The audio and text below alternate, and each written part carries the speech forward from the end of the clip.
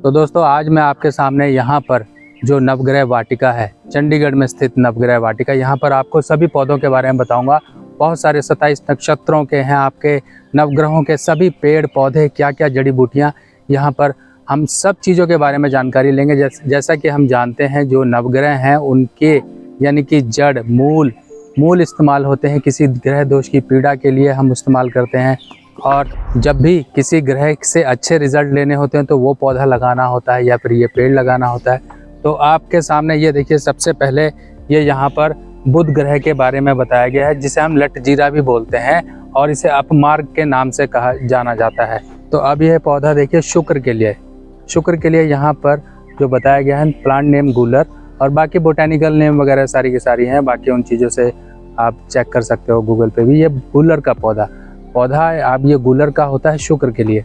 मान लीजिए कि आपकी कुंडली में शुक्र अच्छी अवस्था में है या फिर अच्छा असर नहीं दे रहा है, तो आप गूलर के पेड़ वगैरह कहीं पे लगाइए। जो ट्री प्लांटेशन होती है उसके केस में आप लगा सकते हैं। गूलर के जितने मर्जी लगाइए। मान लीजिए मैरिड लाइफ की प्रॉब्लम है, कहीं से फाइनेंस की प्रॉब्लम है, कहीं पर भी आपको शुक्र संबंधित आपकी ब्यूटी या फिर आप कोई ऐसी प्रोफेशन है आपका जिसमें कि शुक्र का लेना देना होता है, जैसे कि किसी तरह की आर्टिस्टिक जो काम होते हैं ये, या फिर कोई आपका शुक्र संबंधित, आपकी शादी नहीं हो रही है, कुछ नहीं हो रही है, आप इसी तरीके से गूलर का पेड़ लगाइए। तो ये देखिए चंद्र के लिए यहाँ पर आप जो लोग भी कहते हैं ढाक के 3 पात, जो उपाय कहा जाता है ढाक के 3 पात वाला, तो चंद्र के लिए यहाँ पर हमने ये देखिए, आपको सिर्फ 3 पत्ते ही दिखाई दे रहे होंगे, 1 2 3 1 2 3। इसके अलावा कोई पत्ते नहीं हैं, 3 पत्तों का उपाय होता है। जब ढाक के 3 पात का उपाय कहा जाता है वो कहा जाता है बुध खाना नंबर 3 के केस में। 3rd हाउस में बुध है तो ऐसे ढाक के 3 पत्ते लीजिए और 100 पत्ते कम से कम ले लीजिए, ज़्यादा तोड़ने की जरूरत नहीं है। 3 पत्ते भी अगर आप इनको कच्चे दूध से धोके कहीं वीरान जगह में दबाते रहते हैं तब भी आपके चंद्र से बुध के उपाय हो जाते हैं और चंद्र भी यहाँ मजबूत होता है। चंद्र के लिए यहाँ पर ढाक का, जिसे हम प्लाश भी बोलते हैं, प्लाश, वो हमने यहाँ पे पेड़ लिया। इसका नाम और मैं आपको इंग्लिश नेम बता देता हूँ, इधर आइए। के लिए यहाँ पर ये प्लाश, ठीक है, और ये बाकी इसकी डिटेल है। और इसमें इस तरह के फूल भी आते हैं, ये देखिए ऑरेंज, डीप ऑरेंज कलर के। चलो अब हम देख रहे हैं मंगल के उपाय के लिए। देखिए ये सिंबल भी मंगल का बनाया हुआ है यहाँ पर मंगल के उपाय के लिए। और ये खैर यानी कि ये देखिए इसके पत्ते और इसमें फूल भी वाइट कलर के आते हैं इस तरह से। और ये देखिए खैर के जो पत्ते होंगे इसमें आपको ये कांटे भी दिखाई देंगे उल्टी तरफ को, ठीक है। आप ये देख लीजिए, इसकी ऊंचाई काफ़ी ज़्यादा जाती है और ये काफ़ी सुंदर पौधा है, इसमें वाइट कलर के फूल आते हैं। मंगल के लिए ये उपाय किया जाता है। खैर की जड़ आपको अपनी बाजू में बांधनी है अगर मंगल संबंधी कहीं दोष आ रहा है, मंगल आपका पीड़ित है, मंगल का ये दोष है, मैरिड लाइफ के कहीं प्रॉब्लम है, खैर के पेड़ आपका धर्म स्थान में लगाइए, कहीं पब्लिक प्लेस में लगाइए, इस तरह से आप पेड़ लगाइए। चलिए अब राहु के बारे में देख लीजिए। राहु के बारे में सिंपल, धूप घास होती है, नॉर्मल हमारी जो घास होती है जिसे हम कुशा, हम घास की बात करें तो वो यहाँ पे राहु के उपाय के लिए यूज़ होती है। जिस समय नवग्रह पीड़ा होती है, जिस समय आपका नवग्रह घर में हवन भी होता है, उस समय भी आपसे कुशा मंगाई जाती है। कुशा और नवग्रह की लकड़ियाँ, जिनको कि आहुति के रूप में नवग्रह कुंड में डाला जाता है जब नवग्रह हवन होता है, तब हवन के समय में ये चीज़ें इस्तेमाल होती हैं। जैसे कि राहु के दोष की अगर पीड़ा है तो आप नॉर्मल ये धूप घास कहीं पर आप धर्म स्थान में लगाइए। कहीं आप देखिए, ऐसा प्लान करिए कि धूप घास को कहीं पर भी, इस तरह की घास को आप कहीं धर्म स्थान में लगा सके और वो लोगों के इस्तेमाल के लिए काम आती रहे। तो अब बात कर लेते हैं शनि की, जिससे सब लोग डरते हैं, पर डरना नहीं है। यहाँ पे शनि के अच्छे प्रभाव भी ले सकते हो, शनि के दोष से आप शांति भी पा सकते हो। तो इस तरह से ये देखिए शमी का यहाँ पर आपको प्लांट दिखाई दे रहा है। शमी के पौधे में देखिए किस तरीके से, और इसमें फ्लावर भी बहुत ही सुंदर आते हैं। शमी के अगर आप यहाँ पर फोटो में देखें तो इसमें काफ़ी अच्छे फ्लावर आते हैं। शमी का पौधा अब किसको लगाना है घर में, किसको नहीं लगाना है।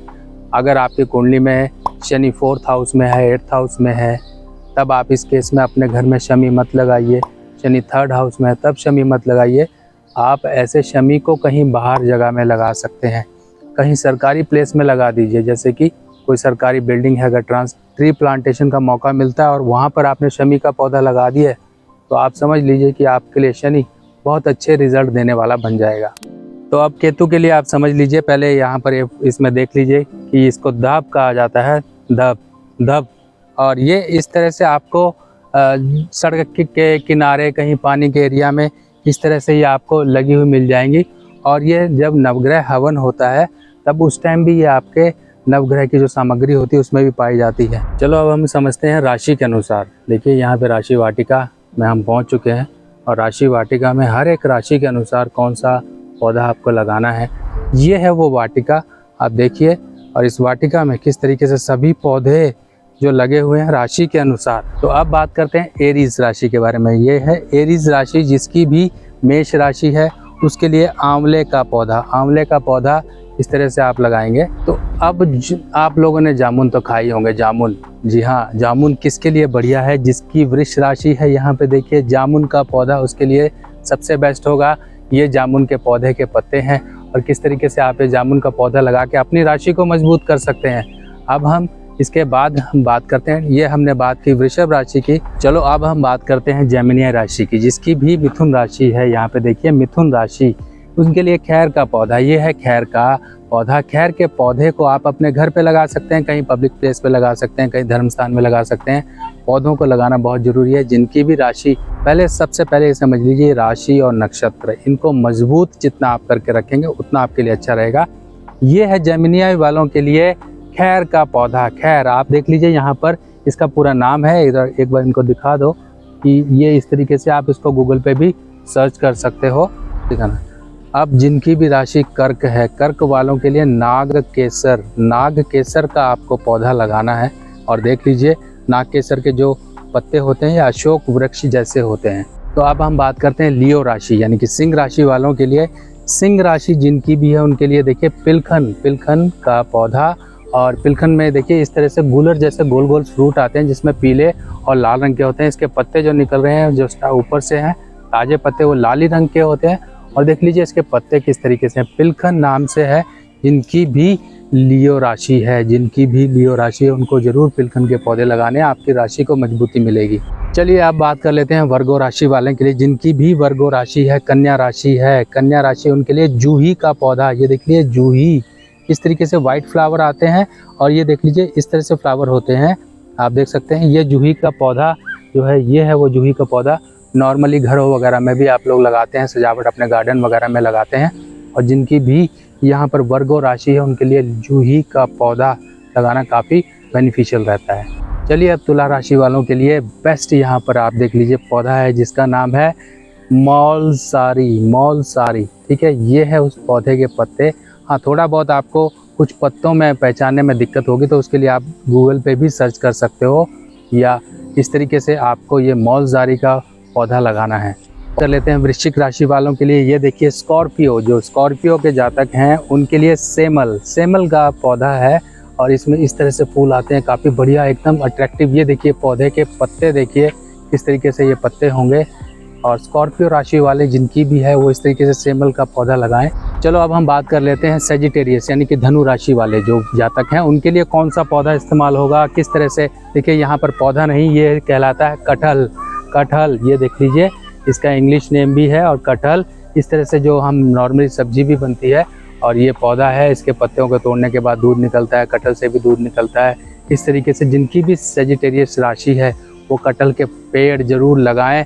समझ लीजिए उनकी राशि को मजबूती मिलेगी। राशि क्या है ये भी समझ लीजिए। राशि आपकी गाड़ी का एक ड्राइवर है, यानी कि आपकी ज़िंदगी में जो सही ढंग से चलता रहे उसके लिए वो एक ड्राइवर का काम करता है।